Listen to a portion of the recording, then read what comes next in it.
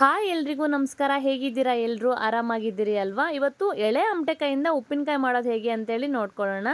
ನಾನಿಲ್ಲಿ 1/4 kg ಆಗೋಷ್ಟು ಅಮಟೆಕಾಯಿ ಪೀಸಸ್ಗಳನ್ನ ತಗೊಂಡಿದ್ದೀನಿ.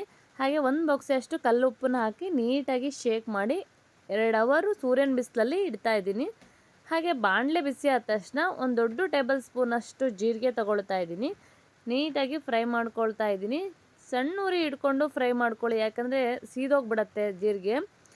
ಹಾಗೆ ಅರ್ಧ ಟೇಬಲ್ ಸ್ಪೂನಷ್ಟು ಮೆಂತ್ಯನ ಫ್ರೈ ಮಾಡ್ಕೊಳ್ತಾ ಇದ್ದೀನಿ ಅದೇ ರೀತಿಯಾಗಿ.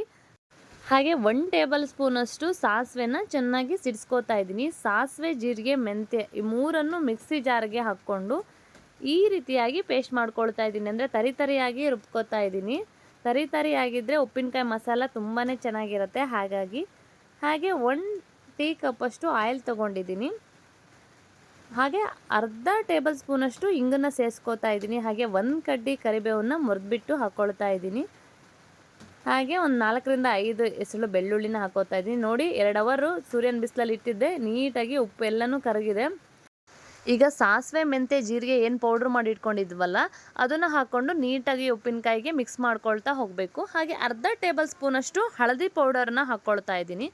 5ರಿಂದ 6 ಟೇಬಲ್ ಸ್ಪೂನಷ್ಟು ನೀವು ಖಾರ ನೋಡಿ ಹಾಕ್ಕೊಳ್ಳಿ. ನಾನು 1/4 kgಗೆ ಮೀಡಿಯಮ್ ಖಾರ ಇರೋದ್ರಿಂದ 5ರಿಂದ 6 ಟೇಬಲ್ ಸ್ಪೂನಷ್ಟು ಅಚ್ಚ ಖಾರದ ಪುಡಿ ಹಾಕ್ಕೊಂಡು ನೀಟಾಗಿ ಮಿಕ್ಸ್ ಮಾಡ್ಕೊಳ್ತಾ ಇದ್ದೀನಿ.